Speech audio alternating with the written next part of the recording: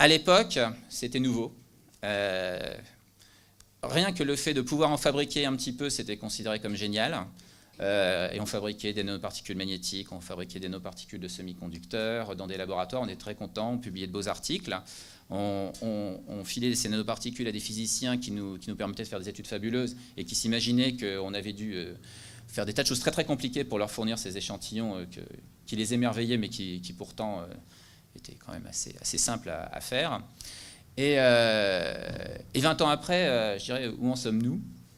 Bon, alors déjà, je ne sais pas si on imaginait que les nanoparticules allaient connaître un tel essor, mais comme je l'ai mentionné tout à l'heure, il y a quelques années, j'ai fait aussi un petit séminaire où je m'étais amusé à regarder justement ce qui était cité en se tapant juste nanoparticules. Alors il y a nanomatériaux, nanotechnologie, c'est vraiment la brique élémentaire de tous ces ensembles plus gros.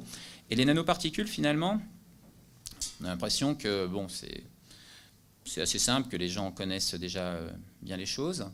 Et en fait, on peut constater deux tendances. D'une part, une tendance scientifique où les gens sont capables de faire des choses de plus en plus incroyables avec des nanoparticules. Vous pouvez imaginer une forme quelconque. Des chimistes arriveront à vous la faire avec des templates. Enfin bon, on avait des choses incroyables. Alors je ne vais pas trop développer ça. Et il y a beaucoup d'articles qui maintenant sont des articles extrêmement cités qui parlent de la toxicité des particules. Donc si vous remontez 10 ans en arrière, c'était un sujet qui commençait à émerger. Si vous considérez maintenant, vous pouvez taper sur des moteurs de recherche scientifique ou même pire sur Google. Si vous tapez nanoparticules, vous pouvez être sûr que les premières choses qui vous tomberont dessus seront des articles consacrés à la toxicité des nanoparticules. Alors d'une part, parce que dans le domaine des nanomatériaux, il y a d'autres matériaux beaucoup plus sophistiqués qui ont un peu pris le relais en termes d'innovation. Et ensuite, finalement, dans la famille des nanomatériaux, finalement, il n'y a que les nanoparticules où la question de la toxicité se pose. Alors, toutes ces considérations m'ont fait orienter un petit peu ma présentation d'aujourd'hui parce que bon, c'est une présentation assez courte et qui veut donner un point de vue un peu sur le domaine. Donc, pour commencer, comme ce sont des journées industrielles, on va faire un état des lieux industriel. Donc, d'abord, je vais définir les nanoparticules. Bon, c'est toujours intéressant. Et c'est toujours intéressant de savoir les limites de quoi on parle. Alors, l'état des lieux industriel, bon, je vais le faire de manière assez sobre. Et ensuite, je vais donner mon point de vue sur les outils qui permettent encore d'innover si les industriels veulent encore innover avec les nanoparticules, ce qui est loin d'être évident d'ailleurs. Voilà, donc c'est un petit peu mon point de vue pour cet exposé. Alors déjà, la première question, de quoi parle-t-on? Qu'est-ce qu'une nanoparticule? Alors, voilà, je vous lis la définition. Nanoparticules sont des nano-objets dont les 3 dimensions externes se situent à l'échelle nanométrique. Bon, on voit bien ce que c'est. Ce sont des... Bon, ça correspond un petit peu aussi à, disons, la vision un petit peu commune. Ce sont des petits grains de matière, on va dire. Et l'échelle nanométrique, c'est quoi? Alors là, bon, on va dire que c'est en dessous de 100 nanomètres parce qu'il faut bien fixer une limite, mais ça n'a pas, enfin, la limite de 100 nanomètres n'a pas un sens particulier en général. Alors, cette définition est assez simple. Alors, plus subtile est la définition de substance à état nanoparticulaire, et pourtant cette définition, elle est assez vitale. Parce qu'elle sert de base à la déclaration des nanomatériaux. Alors, une substance à l'état nanoparticulaire, alors on pourrait croire que c'est juste un ensemble, un tas de nanoparticules. En fait, pas tout à fait. La substance à état nanoparticulaire est une substance qui contient des particules libres ou sous forme d'agrégats ou sous forme d'agglomérats. C'est-à-dire qu'en fait, ce n'est pas seulement un tas de particules. Les particules peuvent être collées plus ou moins ensemble, avec des liaisons plus ou moins fortes. Donc finalement, on peut se trouver devant des objets qui ne sont plus du tout des nanoparticules, mais qui peuvent être plus proches de microparticules nanostructurées par des nanoparticules qui ont servi de briques pour les construire, plus ou moins. Voilà. Mais c'est quand même une substance à état nanoparticulaire. Et pour définir si c'est nano ou pas nano, parce que si on dit aux industriels, écoutez, il va falloir que vous mettiez nano ou pas nano sur votre produit, il faudra dire d'accord, mais comment on fait?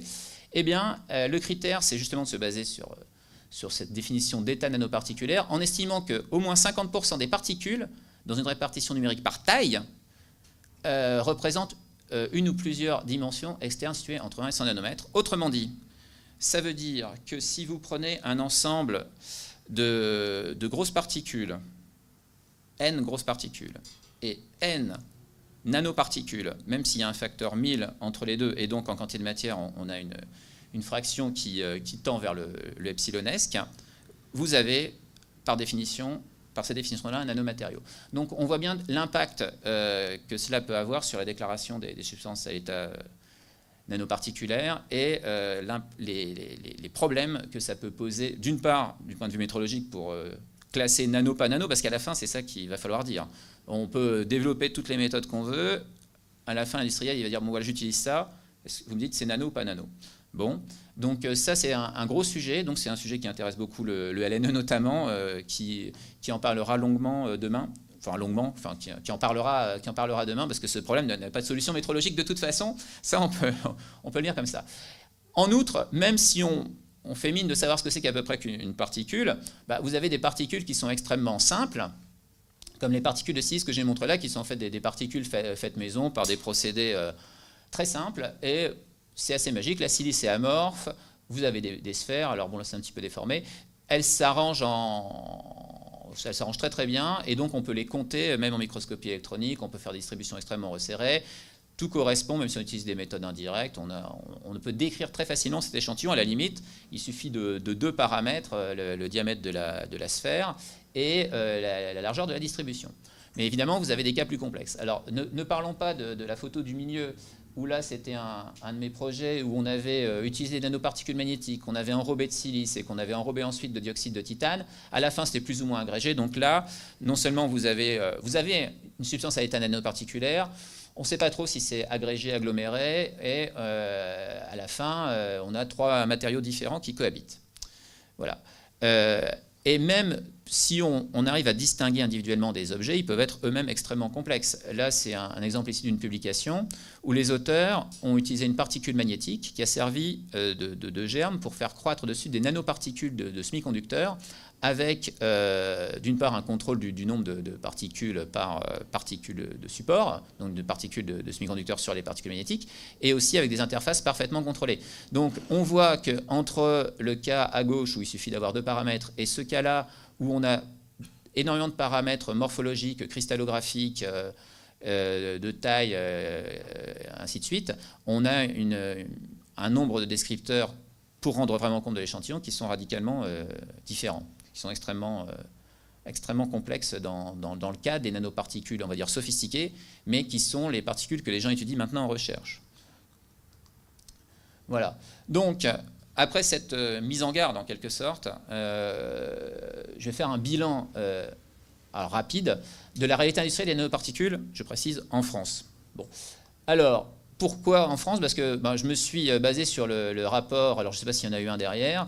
En fait, c'est très facile. A priori, si on veut avoir cette information, il suffit de prendre ce rapport et de regarder la liste des nanoparticules qui sont déclarées. Au moins, on voit celles dont les tonnages les plus forts sont impliqués. Alors, cette liste est assez curieuse avec des matériaux organiques dont je n'ai pas très bien compris ce qu'ils faisaient là, mais en substance, quand on voit le haut de la liste, on a le cœur de l'utilisation des nanoparticules en France. Alors, ça ne veut pas dire que ce sont les applications les plus sophistiquées, mais quand même, ça dit bien que c'est là où se posent les questions après relatives justement à l'éventuelle exposition de travailleurs. Alors, il y a le noir de carbone, alors la silice, le carbonate de calcium, le TiO2, l'oxyde d'aluminium ou un oxydroxyde d'aluminium, et ensuite, on tombe sur d'autres substances. Donc après, je vais me focaliser plus sur... alors je vais parler assez peu des noirs de carbone, peut-être que ce sera évoqué dans la session nanocomposite. Je vais plus m'intéresser notamment au dioxyde de titane et à la silice dans ce qui va suivre, en raison justement des débats actuels sur les particules de TiO2 là où on ne s'attendrait pas à les trouver. Donc, je dirais ce document est sans doute incomplet, il repose aussi sur du volontariat, mais il fixe quand même assez bien les idées de la réalité industrielle, des gros tonnages de nos particules. Voilà. Alors maintenant, je vais me reposer sur un travail qui a été fait justement dans le cadre de Nanomet, par NanoThinking, qui a malheureusement disparu depuis, et qui avait rassemblé... alors là, c'était justement chez les PME plutôt, En même temps, la différence est assez, disons que c'est peut-être plus diversifié chez les PME, qui avait rassemblé les particules que les gens utilisaient et les applications qui étaient considérées. Donc comme on le voit, les particules avec le plus disons de diffusion dans les produits sont souvent multi-usages.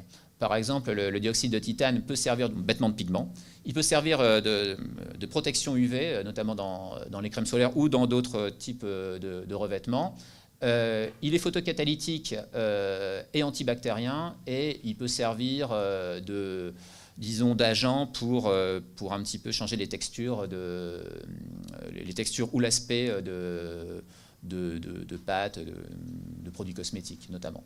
Voilà. Alors la silice, c'est un petit peu la même chose, sauf que la silice n'a pas les propriétés optiques du TiO2, mais en revanche, la silice est utilisée pour d'autres applications, et notamment, comme vous voyez après, dans les domaines concernés. D'ailleurs là, pour le TiO2, on n'a pas vu alimentaire, alors qu'on le voit un petit peu plus pour la silice comme anti-agglomérant. Donc vous voyez que comme on a eu beaucoup de questions récentes sur l'utilisation du TiO2 dans l'alimentaire, vous voyez que cette liste n'est même pas complète en fait.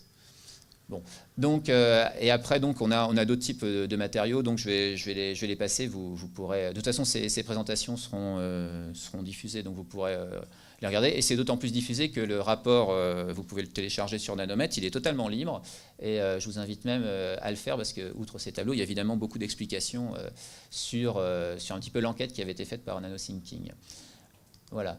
Donc il y a certaines nanoparticules qui maintenant sont extrêmement répandues, comme l'argent en antibactérien qu'on trouve partout, j'y reviendrai. Et il y a aussi des particules qui sont un petit peu en compétition. Par exemple, le ZNO est un petit peu le pendant du TiO2. Et le dioxyde de cérium, lui, c'est un catalyseur évidemment dans les combustions des moteurs diesel. Donc il y a aussi des applications un peu niches. Mais il y a souvent, malgré tout, plusieurs cordes à l'arc des nanoparticules. Même pour le dioxyde de cérium, vous voyez, il peut servir aussi de matériau de protection UV, notamment pour des revêtements extérieurs.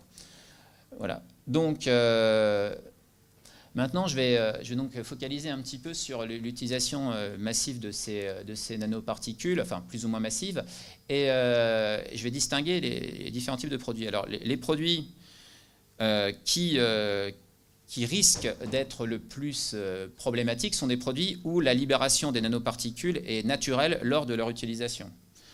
Alors, ça ne veut pas forcément dire que toutes les... qu'il y a des applications où la libération peut se faire de façon accidentelle, ça j'y reviendrai. Mais en tout cas, quand vous avez par exemple des nanoparticules dans les produits alimentaires, ou même dans des crèmes de type solaire, on a là la cause en fait des interrogations sociétales sur l'utilisation des nanoparticules et sur le caractère raisonné ou raisonnable ou pas de l'utilisation de ces nanos. Alors bon, là j'ai repris... Alors, pour la protection solaire, il faut aussi se replonger dans l'histoire des choses. Pour la protection solaire, il faut aussi avoir conscience que ces filtres minéraux ont aussi remplacé des filtres organiques qui étaient probablement beaucoup plus toxiques et dangereux. Alors maintenant, c'est amusant parce que bon, on a l'impression que ça a été un peu oublié, et les gens se disent « Ah oui, mais il y a peut-être une toxicité via le contact cutané » à partir de ces types de particules. Alors bon, je pense que pour la protection solaire, le bilan peut encore se faire relativement facilement en faveur du bénéfice par rapport au risque, enfin au moins encore pour l'instant, surtout vu l'efficacité de ces filtres à base de TiO2. Alors le ZNO, ça dépend des pays, mais ils ont une fenêtre de protection qui est un petit peu différente. Voilà.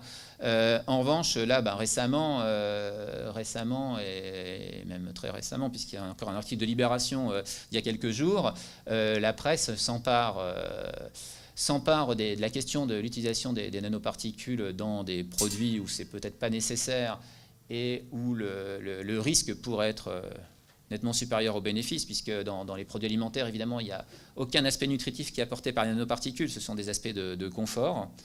Donc là, la question se pose. Alors bon, je pense que Nicolas Feltin vous en parlerait mieux que moi, puisque c'est lui qui a dit à José Bové qu'il y avait des dioxydes de titane dans les M&M's. Non, c'est pas tout à fait comme ça que ça s'est passé, mais en fait, disons que l'utilisation... alors il faut voir aussi que l'utilisation de ces nanoparticules n'était pas forcément consciente de la part de l'industrie agroalimentaire, puisque une nanoparticule, comme je vous l'ai montré au tout début, elle a besoin d'un nombre de descripteurs assez important pour qu'on sache de quoi on parle. Une molécule chimique, en fait, il suffit d'avoir sa formule développée et c'est toujours la même, que vous la produisiez un endroit ou un autre. Si vous l'avez identifiée comme sa molécule chimique, c'est toujours la même. Une nanoparticule, il y a tellement de descripteurs que finalement ça peut changer. Et même on pourrait imaginer que les descripteurs de type E171, que ce soit du grade nano ou pas nano, finalement, ça ne change rien. Pour l'industriel qui va en acheter, c'est toujours du E171. Donc là, on se trouve devant un problème de connaissance et justement de métrologie et de savoir avec quoi on joue, ce qu'on manipule.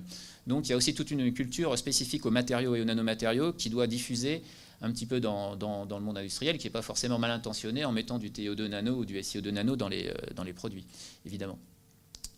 Maintenant, on a d'autres... bon, là, les nanoparticules étaient vraiment libérées de façon inexorable dans l'utilisation du produit. Maintenant, on a d'autres cas où les nanoparticules servent de revêtement. Donc là, la question qui se pose, c'est est-ce que ces nanoparticules risquent ou pas de diffuser là dans l'environnement. Donc là, on est moins concerné par les risques de toxicité, je pense, immédiate, mais après, on parle plutôt d'écotoxicité. Alors, bon, il y aura un exposé sur la toxicité. Sur l'écotoxicité, c'est un autre problème. Alors, pourquoi on fait des revêtements à base de nanoparticules? Tout simplement parce qu'on utilise des propriétés qui sont extrêmement intéressantes. Alors là, j'ai pris l'exemple du TiO2 photocatalytique, alors le TiO2 est un matériau assez magique, puisqu'il permet de faire... de la photocatalyse d'à peu près n'importe quoi, voire presque même de la photoproduction d'hydrogène, comme ici Christian Boget l'a déjà testé aussi. Donc, on peut le modifier, on peut jouer un petit peu, on peut faire de l'ingénierie du diagramme de bande, et on peut le modifier aussi à l'échelle nano pour favoriser tous ces effets. Bon, en substance, pourquoi le TiO2 est très intéressant sur des revêtements auto-nettoyants? Parce qu'il y a un double effet. Il y a l'effet photocatalytique qui peut donc dégrader la matière organique sous le simple rayonnement solaire. Et cet effet est couplé avec un autre effet qui est un effet de super hydrophilie. Donc non seulement les molécules organiques sont un peu dégradées, mais quand il pleut, vous n'avez pas des grosses traînées, ces affreuses traînées qu'on voit sur les parties grises là, des revêtements qui n'ont pas été traités, mais les gouttes s'étalent et elles entraînent la matière organique. Donc là, c'est issu d'un article célèbre de Fujishima qui est un petit peu, disons, un des pères du TiO2 photocatalytique. Et donc on voit sur la photo de droite issue de son article, donc le damier, en fait, ça correspond à des zones qui ont été traitées par du TiO2 photocatalytique versus, donc en A, et versus des zones qui n'ont pas été traitées. Et donc évidemment, si vous avez un mur extérieur de votre maison, vous préférez être en A qu'en B. Donc là, on voit un petit peu l'effet, rien qu'avec l'utilisation du rayonnement solaire extérieur, donc sans apport d'énergie. Alors après, il y a des revêtements qui effectivement font appel à ces TiO2 photocatalytiques et qui sont assez connus. Donc par exemple les verres d'Ibiocline de Saint-Gobain. Alors en cherchant un peu, je me suis rendu compte que des gens avaient voulu aller plus loin, notamment une start-up de 2008, qui en 2008 faisait parler d'elle. Il y avait des articles dans la presse qui s'appelait Nano France Technologies et qui disait en fait, on va même faire plus simple, on va prendre des sprays. Vous allez prendre des sprays chez vous et vous allez en mettre partout et vous allez comme ça dépolluer votre air intérieur, dépolluer vos vitrages. Bon voilà, ça va être, vous allez avoir des surfaces auto-nettoyantes. Alors à ma connaissance, cette société a disparu, à moins qu'elle s'est fait racheter. En tout cas, je n'ai pas retrouvé trace. Donc là, on voit que déjà, c'est pas parce qu'on fait des nanomatériaux, des nanoparticules, même en 2008, qu'on déjà on a un succès commercial. Et ensuite, on voit aussi que les questions effectivement d'utilisation personnelle, individuelle, de nanoparticules qu'on saupoudrerait dans sa maison pose encore des problèmes peut-être psychologiques pas totalement injustifiés. Enfin, je ne sais pas si c'est la cause disons de la faillite de cette société. Si du moins elle a fait faillite, hein, mais je pense que c'est mal terminé. Voilà. Alors, donc là, pour le TiO2, à la limite, le TiO2 est...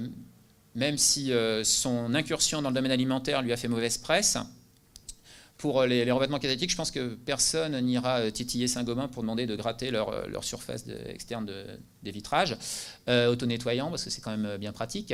En revanche, ce qui est intéressant, c'est de voir dans d'autres types de nanomatériaux qui se sont développés, qu'une propriété a été déclinée sur beaucoup de produits. Alors, notamment l'argent. Alors, l'argent Bon, sauf, je peux me tromper, mais je crois que son explosion dans le domaine nano vient tout simplement d'une fuite de domaine où il était plus utilisé, c'est-à-dire le domaine de la photo, puisqu'en fait, je pense que c'est un transfert pour sauvegarder en fait un petit peu disons la production de ce type de particules que le transfert s'est fait. Mais c'est vrai que l'argent a des propriétés antibactériennes réelles et qui sont avérées. Alors, quand on voit la liste de ces produits, c'est évident que si on vous propose des claviers antibactériens, c'est génial parce que ça évite qu'ils deviennent tout sales. Donc on est plutôt content. En revanche, bon, déjà dans votre frigo, bon, il y a ça dans votre frigo, c'est sûr, enfin dans votre réfrigérateur, pardon. Il y en a chez moi, donc je pense que c'est pour tout le monde pareil. Sur des textiles médicaux, bah, là, évidemment, quand vous allez à l'hôpital, vous n'avez pas envie de vous choper une infection désagréable, donc là, tout le monde est content. Dans vos sous-vêtements, chaussettes ou slips, bon, on va voir. Dans votre brosse à dents, je sais pas si ça vous fait pas tiquer. Dans des récipients type, enfin c'est pas des tupperwares, hein, bon, mais de ce type-là, contact alimentaire, et dans le nounours de votre petit dernier. Alors on voit que effectivement, pour une même propriété, il y a une acceptabilité qui diffère en fonction du produit dans lequel on risque de retrouver votre nanoparticule. Alors toutes ces photos-là, en fait, je les ai pas piochées au pif. Je les ai trouvées dans un rapport qui est aussi libre sur Internet et qui est extrêmement intéressant, qui est un rapport de l'association italienne pour la recherche industrielle et qui faisait une évaluation de l'intérêt des nanoparticules pour le développement industriel de la région de la Lombardie. Et c'est très intéressant. Alors il y a très peu il y a juste 2-3 lignes sur les problèmes éventuellement de toxicité des particules. Il mentionne que les gens s'y intéressent. Et la conclusion, c'est qu'effectivement, ce type de matériaux peut booster la recherche. Enfin, ils ont l'air d'être enthousiastes par les propriétés des nanoparticules d'argent. Voilà. Donc, à la fin de ce panorama des nanoparticules, on va dire, les plus répandues et des produits dans lesquels on les trouve, qu'est-ce qu'on constate? Enfin, à mon avis, on constate que les applications où elles sont les plus répandues, ce sont justement celles qui soulèvent le plus d'interrogations sur la toxicité et l'écotoxicité. Ça peut être normal, mais en même temps, c'est parce que ces applications sont aussi des applications où les particules sont, non seulement elles sont répandues, mais en plus elles sont relativement libérables. Donc, cela crée un contexte que moi j'estime être un contexte de méfiance vis-à-vis des nanoparticules. Alors je ne sais pas si je serai démenti par Jérémy qui parlera de la toxicité ou par les gens de Nanomet, mais c'est finalement quelque chose qu'on peut ressentir, et même dans ces journées industrielles, on peut le ressentir parce qu'il y a des intervenants des années précédentes qui ont affirmé ne plus faire de nanoparticules. Bon, voire des intervenants qui dans certaines années précédentes s'était fait remplacer à la dernière minute parce qu'ils se rendaient compte que finalement c'était pas une bonne idée vu qu'on avait tendance, vous savez, à enregistrer. Voilà. Donc, évidemment, je ne les nommerai pas, mais donc on peut constater que, et c'est encore plus net qu'il y a 2 ans, je pense, il y a un contexte de méfiance envers les nanoparticules. Il suffit de voir le nombre d'articles qui se répètent dans la presse à ce sujet. Alors là, Jérémy va avoir l'impression que j'empiète totalement sur son sujet, mais de mon point de vue, comme c'est une session de nanoparticules, ça me semble important de mentionner cet aspect parce qu'il faut le prendre en compte finalement quand on veut innover avec les nanoparticules. Alors maintenant, je vais basculer dans une approche plus recherche et dire, à mon avis, ce qui peut marcher pour justement pouvoir faire quelque chose tout en étant conscient qu'il faut éviter de se diriger vers des produits qui risqueraient d'être critiqués justement par les questions de toxicité éventuelle des nanoparticules, parce que là aussi, on n'a pas beaucoup de certitudes. Alors, tout d'abord, le premier point, c'est que, comme le premier slide le montrait, si on veut vraiment faire des choses innovantes, il faut être capable de caractériser très bien les particules. Donc, c'est la philosophie du projet Nanomet, que vous découvrirez plus en détail demain, de la session métrologie de demain également. Pourquoi? Alors, d'une part, parce que les descripteurs des particules, comme je l'ai indiqué, sont vraiment nombreux. Et pour avoir accès à ces descripteurs, il faut faire l'effort nécessaire en termes d'équipement et surtout en termes de temps. Alors, c'est un besoin pour comprendre les propriétés des nanoparticules si elles doivent être assez sophistiquées, mais c'est aussi de toute façon une obligation légale, comme je l'ai mentionné dans la déclaration des substances à l'état nanoparticulaire. Voilà. Alors, dans la session métrologie et dans la journée Nanomet de demain, on va développer un petit peu les 2 jambes sur lesquelles les gens peuvent marcher.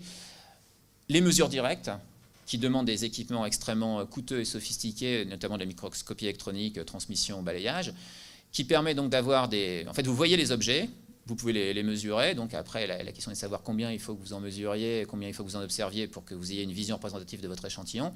Et donc, vous pouvez avoir à la fois accès à la taille ou à la composition locale des objets que vous considérez. Parce que comme tout à l'heure, je vous l'ai montré, on peut parfois avoir des nanoparticules qui sont des hybrides ou des composites de différents matériaux. En revanche, vous avez, de façon beaucoup plus rapide et assez peu coûteuse, accès à des moyens qui vous donnent des mesures moyennes, qui ensuite, si vous connaissez un peu votre échantillon, vous permettent d'en déduire certaines caractéristiques dimensionnelles. Alors vous pouvez me faire des mesures de surface spécifiques sur des poudres, mais l'appareil, finalement, qu'est-ce qu'il va vous donner? Il ne va pas vous montrer des particules, il va vous tracer des courbes. Il vous trace une courbe d'hystérésis d'absorption d'azote, et à la fin, vous devrez traiter cette information pour en déduire, par exemple, une surface spécifique, une taille de pore que vous pouvez relier éventuellement à une taille de particules empilées. Enfin, voilà, donc c'est très indirect. Et de même, vous pouvez utiliser donc, la diffusion dynamique de la lumière. Bon, je vais montrer l'appareil dont moi je dispose. C'est pareil, il va vous donner une distribution de taille de particules, oui, mais en fait, ce qu'il mesure en réalité, il mesure une fonction d'autocorrélation de son signal, et il relie ça au mouvement brownien, et il voit au bout de combien de temps les particules ont suffisamment bougé pour que le signal ne soit plus vraiment corrélé avec lui-même, et il en déduit une taille ou une distribution de taille par des algorithmes plus ou moins sophistiqués. Donc, suivant ce que vous faites, effectivement, si vous utilisez de la silice, des nanoparticules de silice, vous savez qu'elles sont sphériques, qu'il n'y a pas de problème, vous pouvez vous contenter de faire de la DLS. Si vous voulez faire des matériaux un peu plus complexes avec des interfaces à façon, vous allez être obligé de basculer sur des équipements de mesure directe de toute façon. Voilà. Alors, c'est seulement maintenant que je vais en venir au point des propriétés spécifiques des nanoparticules, parce que finalement, dans les grosses applications précédentes, on n'a pas vraiment utilisé de propriétés spécifiques de nos particules, sauf peut-être une grande surface développée pour la photocatalyse. Donc je vais revenir un petit peu sur ces points-là et montrer comment ces caractéristiques physiques spécifiques ont été source d'innovation pour créer de nouveaux produits ou voire imaginer de nouvelles applications. Alors, tout d'abord, la première conséquence triviale de la réduction de taille, c'est que vous allez avoir des objets qui vont être soumis à un fort mouvement brownien, soit en suspension, et qui peuvent peut-être même aussi diffuser dans l'air. Donc ça, c'est un point qui peut être extrêmement pratique pour faire des suspensions, des formulations, mais qui est aussi un point qui peut être préjudiciable, notamment dans la diffusion dans l'air pour les problèmes d'inhalation. Alors ensuite, outre la diminution donc, de ce volume et puis de grandeur qui correspondent à des grandeurs volumiques, on a une augmentation donc, du rapport surface sur volume qui est suffisante pour que on peut même considérer qu'à partir de 5 dimensions, les nanoparticules sont juste de la surface. Donc la réactivité de surface des nanoparticules est extrêmement forte. Ça induit des tas de modifications de propriétés physiques qui peuvent aller jusqu'à même des températures de fusion décalées. Ça, je reviendrai un tout petit peu là-dessus éventuellement. La réactivité de surface est tellement grande que parfois on a même par voie solide des réorganisations de matière, parce que finalement la surface est mi-liquide, mi-solide, dans certains cas, elle peut se restructurer assez fortement, et c'est un petit peu ce genre de réactivité de surface exacerbée qu'on utilise par exemple pour faire les petites particules d'oxyde de fer magnétique et de CDS que je vous ai montré au tout début, puisqu'on fait une interface très particulière qui repose un petit peu sur ces réactivités de surface exacerbées. Alors ensuite, donc ça c'est un effet purement, on va dire, géométrique, et du fait qu'on a des atomes qui sont différents en surface et au cœur, mais on a aussi des effets réellement quantiques de taille dus à la diminution au confinement de votre matériau et qui vont faire que certaines grandeurs ne seront plus petites par rapport au dimension même de votre matériau. Par exemple, ça peut être les parcours moyens des électrons, des phonons, des rayons excitoniques pour certains matériaux. Donc on a des lois physiques qui tendent vers des lois de la physique quantique. Donc ça, je montrerai juste l'exemple des continuos juste après. Toutes ces propriétés spécifiques ont permis de développer ces 20 dernières années une nouvelle physique et une nouvelle chimie. nouvelles chimies pour élaborer des matériaux qu'on n'imaginait même pas possibles il y a encore quelques années. Et évidemment, de nouvelles applications et aussi de nouveaux matériaux pour revisiter des applications existantes. Donc ça, c'est un autre point. Alors, par exemple, ce qui est assez connu, mais que je vais redévelopper ici pour un public varié, c'est l'utilisation de l'effet quantique de taille pour des effets colorés. Alors, quand vous considérez un matériau massif, bon, vous avez un diagramme de bande, et quand vous considérez une molécule, vous avez un diagramme d'orbital. Entre les deux, si vous passez continuellement en créant une particule de plus en plus grosse, vous allez avoir à certains stades, par exemple ici la particule où il y a 2000 atomes, des niveaux relativement discrétisés et surtout c'est ce qui sera le plus exploité, une évolution d'une bande, de la bande interdite des semi-conducteurs qui augmente au fur et à mesure que la taille diminue. Donc ça, alors après il y a des formules qui l'expliquent, ça c'est la formule de Bruce. Donc cette propriété-là, comment elle se manifeste et surtout à quel moment, vous voyez que pour les matériaux d'intérêt, donc les semi-conducteurs qui sont indiqués là sur la figure en bas à droite, on voit que c'est vers quelques nanomètres. En dessous de 10 nanomètres, c'est très rare qu'il y ait un effet quantique de taille, c'est plutôt en dessous de 5 nanomètres. Et on voit qu'effectivement, le band gap monte en flèche, puisque ça varie en 1 sur R2, en gros, la fluctuation, enfin la variation. Donc pour les différents semi-conducteurs qui sont indiqués là. Alors il y en a un qui est particulièrement intéressant, c'est le CDSE, puisque lui, il va traverser en fait tout le spectre visible par cet effet quantique de taille, comme on le voit là, donc par fluorescence directe. Donc si vous excitez suffisamment par un rayonnement UV votre matériau, que vous faites passer un électron dans la bande de conduction, il va ressauter sur la bande de valence en réémettant la lumière qui va correspondre au band gap. Donc, si vous avez un contrôle de taille de particules parfait que les chimistes d'ailleurs arrivent à faire, vous pouvez avoir toute la gamme de couleurs avec ce type de CDSE. Mais comme vous voyez les dimensions, on est entre 2,3 et 5,5 nanomètres. Donc là, on joue avec des dimensions qui sont extrêmement petites et resserrées. Et d'ailleurs, finalement, par cette méthode-là, et si on connaît bien les paramètres de la formule, on peut avoir, par une méthode indirecte, une taille, à partir du moment où les particules sont disperses, on peut avoir une taille beaucoup plus précise qu'on ne pourrait l'espérer par des méthodes directes. D'ailleurs, là, c'est un petit peu une exception, mais c'est un phénomène vraiment intéressant. Alors, donc ce type de propriété peut être utilisé évidemment pour des marqueurs fluorescents pour la bio, mais sauf erreur, et si j'ai bien suivi les cours de Jérémy Pourchet, les cours de l'ES Nano, ils ne sont pas utilisés sur l'homme, ce qui est assez logique dans le cadre du CDSE, parce qu'il y a évidemment des problèmes de toxicité, même si on peut passiver des particules, il faut rester quand même relativement prudent. Donc en revanche, on pourrait parfaitement imaginer que, du coup, avec un même matériau, alors là, effectivement, c'est excité par la lumière UV, mais supposons que l'électroluminescence marche de la même façon, on pourrait imaginer pouvoir contrôler de façon continue une émission de lumière en ayant juste tout un panel de taille de particules, finalement, que les chimistes arrivent à faire. Voilà. Alors, je vais revenir un petit peu plus sur l'augmentation du rapport surface sur volume, pardon. Donc là, maintenant, on quitte les effets quantiques de taille. Ce rapport surface sur volume, outre l'augmentation triviale de la surface spécifique pour les catalyseurs, il y a quand même des effets, comme je l'ai dit, de modification de réactivité de surface. Alors déjà, on peut estimer, quand vous avez une particule, vous pouvez estimer la fraction en surface. Si vous avez n atomes, en fait, la petite formule, c'est dire que c'est 4 sur n puissance 1 tiers. Alors du coup, pour faire une application numérique simple, on peut prendre 1000 atomes dans la particule, et vous avez donc 40% d'atomes en surface pour une particule qui contient n atomes, en sachant que ceux qui sont en dessous sont pas très loin de la surface non plus finalement. Et 1000 atomes, pour fixer les idées, ça fait des particules de 2,8 nanomètres de diamètre pour des particules de fer. Donc là, on est quand même à des échelles nanométriques, je dirais, du extrême. C'est-à-dire vraiment, c'est le petit nano, parce que je vous rappelle que dans la définition des nanos, on va jusque 100. Donc c'est aussi pour ça que quand on voit ces phénomènes-là, il y a des mondes différents. Et même si la réglementation dit c'est 100 nanomètres,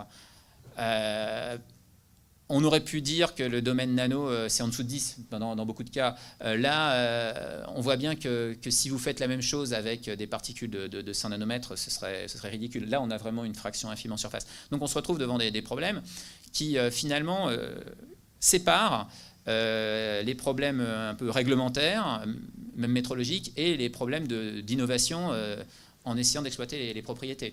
Disons que si vous voulez exploiter des propriétés d'effet quantique de taille ou des propriétés d'exacerbation de réactivité de surface, il faut rester à une échelle très petite du point de vue nanométrique. Voilà. Alors, pour illustrer un petit peu les problèmes qu'on peut avoir si on reste à un niveau trop basique. Alors peut-être que je m'étends au niveau temps, mais comme on a gagné du temps, j'en profite, non? Voilà. J'abuse peut-être un peu, mais bon. Par exemple, prenons la catalyse. Il y a deux façons de voir les choses. On peut dire, bon, moi je fabrique des particules, j'essaie de les faire les plus petites possibles, avec le plus de surface spécifique possible, et puis ça va mieux marcher. Et il y a quand même une façon qui justifie les besoins de caractérisation extrême, qui est de dire, mais on va essayer de comprendre vraiment ce qui se passe et on va regarder. Et en réalité, la taille de la particule, sa forme, même sa surface spécifique, sont des paramètres totalement secondaires. Ce qui compte, c'est, mais ça semble évident en fait, hein, quand on y réfléchit calmement, ce qui compte le plus, c'est la nature en fait, de la surface qui va être exposée à la réactivité. Et dans le domaine des nanoparticules, on peut, parce que les chimistes sont très forts, comme vous le savez déjà, on peut parfaitement contrôler la forme des particules. Alors là, c'est un exemple qui a été donné, donc un exemple issu d'une publication où les gens ont essayé de regarder une réaction catalytique sur du palladium, avec des formes de palladium contrôlées continuellement par la synthèse entre le cube et l'octaèdre. Donc on a une continuité en fait, morphologique pour passer de l'un à l'autre. Et qu'est-ce qu'on voit? On voit, pour cette réaction considérée, donc l'oxydation de l'acide formique, on voit une activité avec le cube qui est, allez, mettons 6 fois plus grande qu'avec l'octaèdre. Donc là, c'est assez net que le problème va être d'optimiser les faces, la proportion des faces actives exposées. Donc ce qui est vrai là pour le palladium est vrai pour des tas d'autres éléments. C'est ce qui fait même dire aux auteurs cette phrase que je peux même vous traduire dans un article de revue relativement récent. Ils disent « La taille, la forme et la composition des particules ont été trouvées comme totalement non pertinentes par rapport à la nature des faces exposées en catalyse. » Donc ça, c'est assez fort parce que quand on voit que maintenant, en métrologie, qu'est-ce qu'on essaie de faire? On essaie de mesurer la taille, la forme, la composition des particules. Ben voilà. Et donc, on a donc des exigences réglementaires ou métrologiques qui sont totalement déconnectées, ou qui peuvent être totalement déconnectées, il ne faut pas non plus que je caricature, qui peuvent être totalement déconnectées de la performance dans l'application. Voilà. Et on pourrait parfaitement imaginer qu'en se contentant des descripteurs, les 3 premiers descripteurs exigibles, on ait des objets qui n'aient strictement rien à voir en termes d'activité catalytique, et donc peut-être en termes d'activité en toxicité. Voilà. Donc, de même, là, c'est des tests sur des particules qu'on peut considérer isolées, mais le problème de surface est aussi relié à un problème d'interface, parce que dans des réactions notamment photocatalytiques, on a besoin de séparer des charges, et la nature, disons la propreté de l'interface va jouer beaucoup sur l'efficacité, voire la nature des réactions qui se font. Donc là, c'est un article qui est assez ancien, mais que j'aime bien, où les gens ont déposé des particules d'or sur du TiO2 de 2 façons différentes. Une méthode d'imprégnation où disons l'interface était mal contrôlée, et une méthode où les particules d'or germaient directement sur la surface, donc avec une interface beaucoup plus contrôlée. Et ils ont vu que la réactivité donc, pour l'époxydation était radicalement différente. Et notamment, si vous faisiez juste de l'imprégnation, vous ne pouviez pas faire passer par cette époxydation, vous aviez directement une dégradation totale de votre molécule, et vous ne pouviez pas trouver de conditions où vous pouviez réaliser l'époxydation. Voilà. Donc, et ça, pour le comprendre, au moins pour le caractériser, il est totalement nécessaire, comme vous voyez, de faire de la microscopie électronique en haute résolution. Alors, on peut faire un système boîte noire en disant, bon, ce que je fais au début, et puis je regarde ce que j'ai à la fin, mais donc on peut relier les paramètres de procédé aux performances, ça on peut toujours le faire, mais l'étape intermédiaire de compréhension, enfin, ce n'est pas totalement compris non plus quand on a caractérisé ça, mais cette étape intermédiaire permet quand même de bien cerner le problème avec la création de lignes triples particulières qui favorisent la réaction d'époxydation. Bon, après, ça suppose peut-être des étapes de modélisation ultérieures. Voilà. Alors, tout à l'heure, je vous ai dit qu'il y avait une réactivité de surface, en gros, l'énergie de la surface va représenter une proportion importante de l'énergie de l'ensemble du système, de l'énergie volumique. Alors ça, bon, c'est exploité pour les réactivités des particules entre elles, pour faire de l'attachement orienté, pour faire même des réactions aux interfaces qui aboutissent parfois à des objets creux, enfin assez sophistiqués que les gens arrivent à faire maintenant, faire du remplacement d'atomes par d'autres. Bon. Mais il y a aussi une conséquence qui peut être exploitée, c'est que le diagramme de phase macroscopique peut changer. Ou alors, on peut, alors ça revient un petit peu même, on peut avoir aussi des effets qui peuvent être intéressants de stabilisation ou de déstabilisation. Alors, en l'occurrence, ça va dans le sens de la stabilisation, de phase métastable qui pourrait être intéressante. Alors, par exemple, là, c'est l'iodure d'argent. Et l'iodure d'argent a une phase qui est très, très intéressante, qui est très conductrice.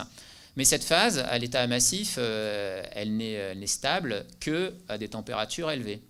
Si vous descendez à l'échelle nano, quand vous allez refroidir cette phase, elle va rester stable ou métastable beaucoup plus longtemps. Et donc, vous pouvez presque atteindre la température ambiante avec une phase dont les propriétés sont extrêmement intéressantes.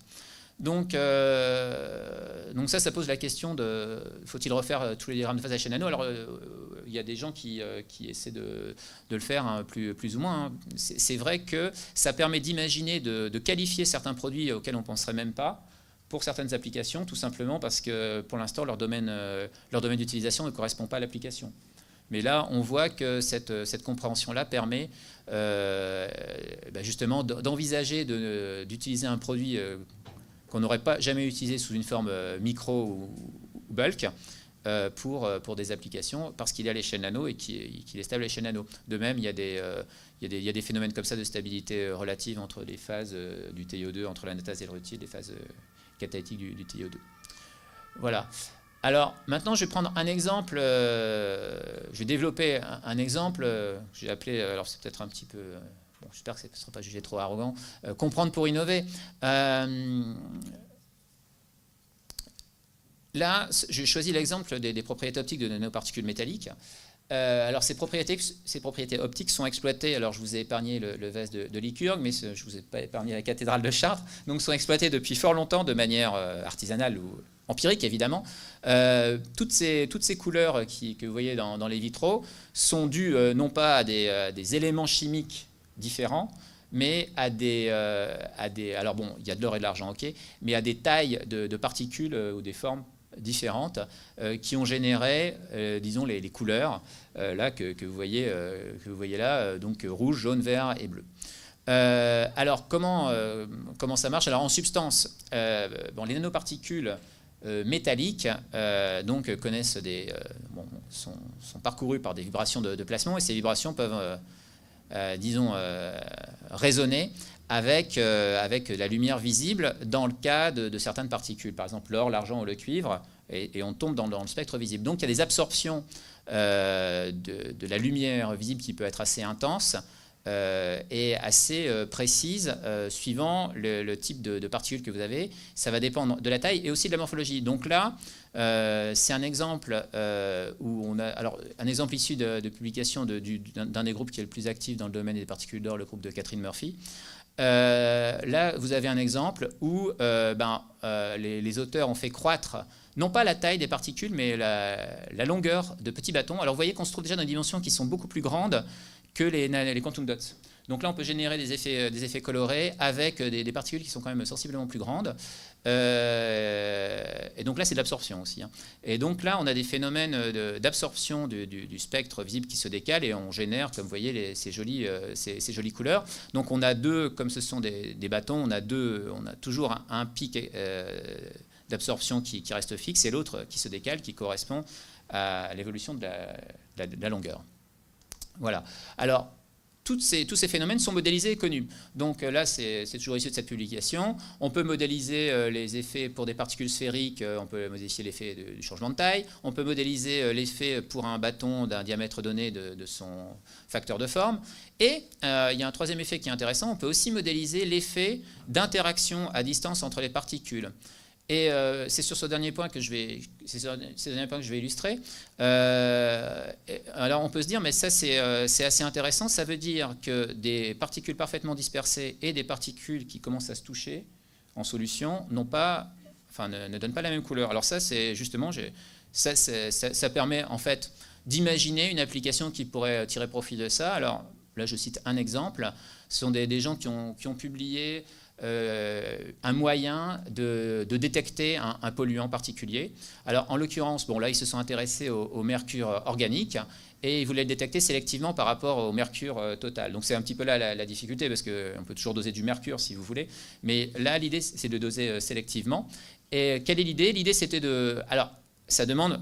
La nanoparticule d'or, elle sert de base, mais ça demande un traitement de surface approprié qui va induire l'absorption spécifique du mercure organique. Et quand ce mercure va commencer à s'absorber sur les particules d'or, elles vont être déstabilisées. Elles vont, du point de vue de la stabilité colloïdale, elles vont perdre de leur stabilité et elles vont commencer à se coller les unes aux autres. Et le changement de couleur donc, permet de détecter cette agglomération. Donc, comme l'absorption était spécifique, permet de détecter la présence de mercure organique dans le système. Donc c'est une façon d'imaginer d'application de nanoparticules d'or. Finalement, les propriétés sont assez versatiles et la fonctionnalisation de surface de nos particules métalliques est assez simple. Ça peut être dans le cas des biopuces qui font aussi l'objet du cours nanomédecine. Donc on peut, dès qu'on arrive à jouer sur la chimie de surface, on peut arriver à essayer de comprendre comment induire des phénomènes optiques et donc s'en servir comme marqueur d'un phénomène, là en l'occurrence marqueur de présence de mercure organique. Voilà. Alors maintenant, si on va plus loin et si on se pose aussi, enfin si on va plus loin, c'est pas forcément aller plus loin, mais si on devient un peu plus extrémiste et on se dit bon, s'il y a un problème pour innover avec les nanoparticules, est-ce que finalement le mieux ce serait pas de les détruire? Alors ce sera l'objet de l'exposé sur les nanothermites. Et on peut aussi se dire que les nanoparticules finalement ont un destin intermédiaire pour élaborer des matériaux plus sophistiqués. Alors c'est un peu le cas des nanocomposites, finalement, qui vont être exposés cet après-midi, où la libération des particules est sans doute moins problématique, enfin, du moins on peut l'espérer, que sur les exemples dans l'alimentation ou dans certains revêtements. Sinon, il est aussi intéressant de faire des nanoparticules, donc ça c'était une étude que j'avais menée avec ma collègue Marie-Hélène Berger. Il est intéressant de faire des nanoparticules pour s'en servir comme matière première pour élaborer d'autres matériaux, par exemple des céramiques. Alors là, le problème était le suivant. Donc Marie-Hélène voulait élaborer des céramiques d'oxyde mixte de titane et d'étain. Mais seulement, pourquoi? Parce qu'en fait, quand on passe en solution solide et qu'après on les refroidit, on obtient une jolie décomposition spinodale que vous voyez sur la droite, qui sépare des lamelles d'oxyde de titane et d'oxyde d'étain. Et Marie-Hélène estimait que ça pouvait servir comme nanostructure pertinente pour la thermoélectricité. Voilà. Donc, mais remontons un petit peu avant, son problème était le suivant, c'est que quand elle mélangeait des poudres de TiO2 même nano et des poudres de SNO2 même nano et qu'elle essayait de faire ça, elle avait un problème, c'est que le comportement thermique du TiO2 et du SNO2 est radicalement différent et le SNO2, enfin l'étain se vaporisait même, donc c'était quasiment impossible d'avoir raisonnablement des céramiques denses.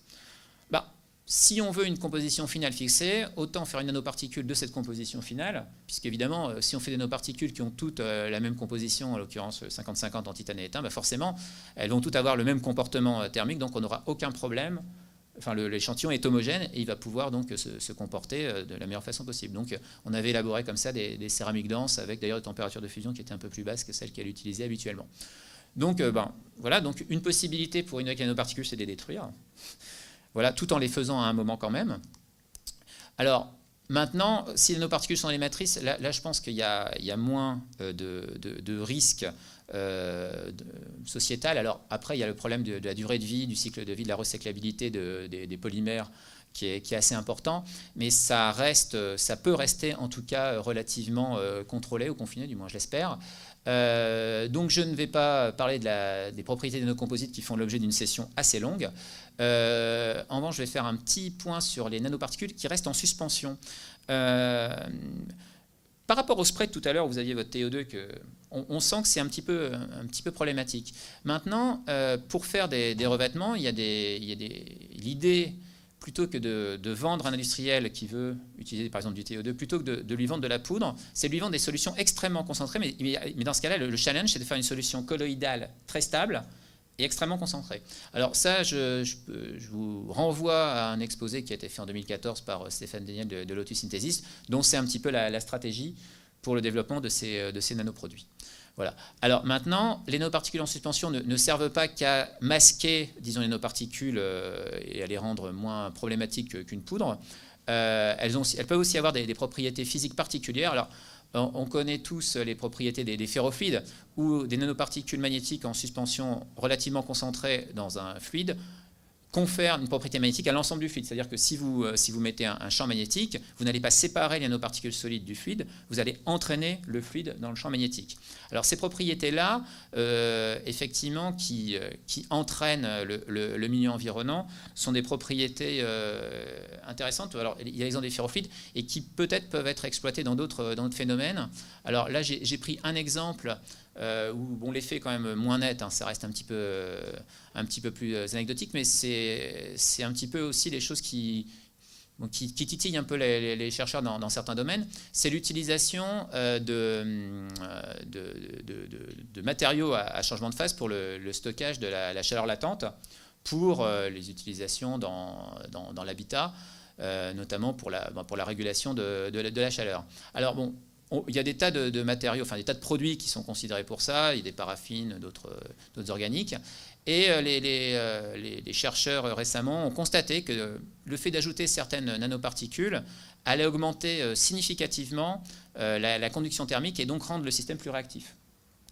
Donc effectivement, et les aspects théoriques sous-jacents sont visiblement pas encore tout à fait compris, notamment l'importance de l'effet.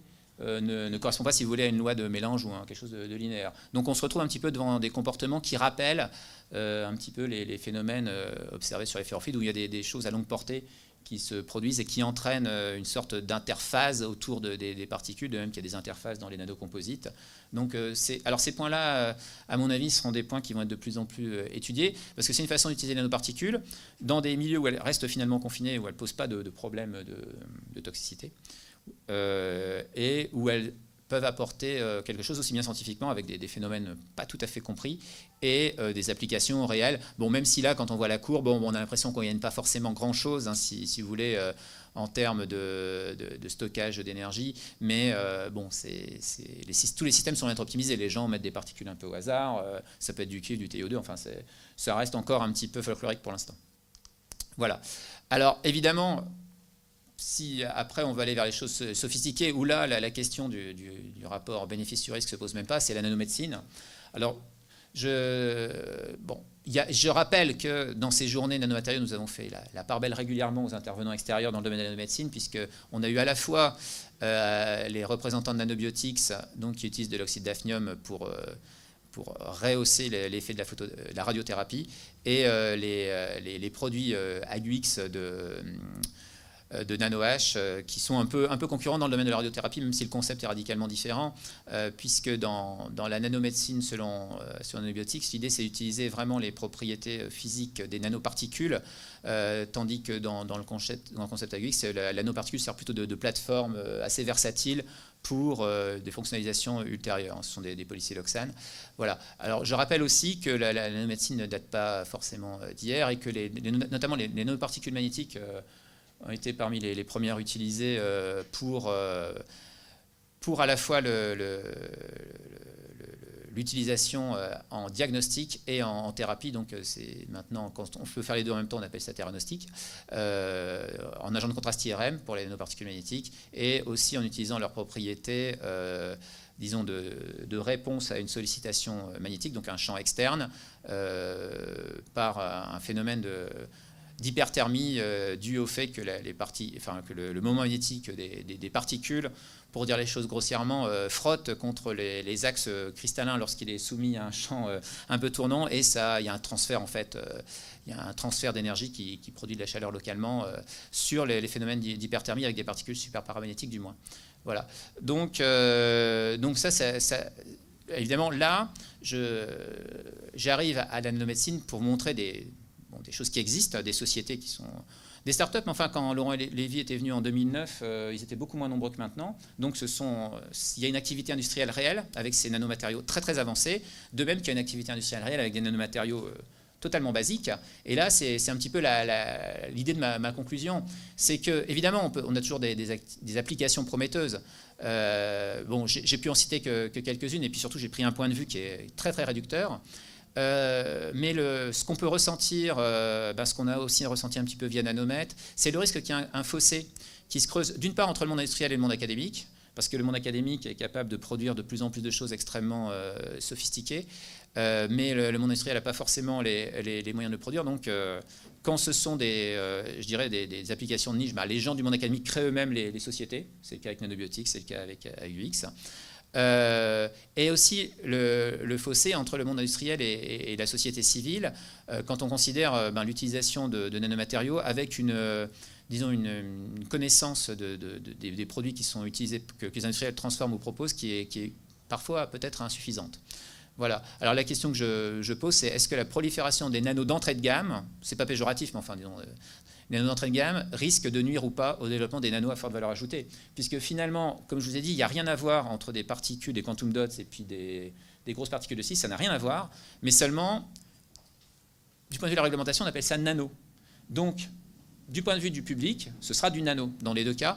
Et donc, je pense que l'argumentation autour du bénéfice sur risque est extrêmement critique. Et aussi peut-être éviter des applications où disons, l'intérêt des nanos n'est pas forcément capital. Voilà. Donc, alors j'ai listé en fait les défis. Évidemment, on a besoin en fait, de relier beaucoup plus les procédés développés du point de vue académique à des contraintes industrielles. Alors la caractérisation et la métrologie sont à mon avis totalement nécessaires plus que jamais, y compris dans le monde industriel pour leur permettre d'innover. La partie modélisation, bon, j'en ai parlé assez peu, mais elle permet de faire le lien entre des caractérisations poussées et puis des phénomènes observés.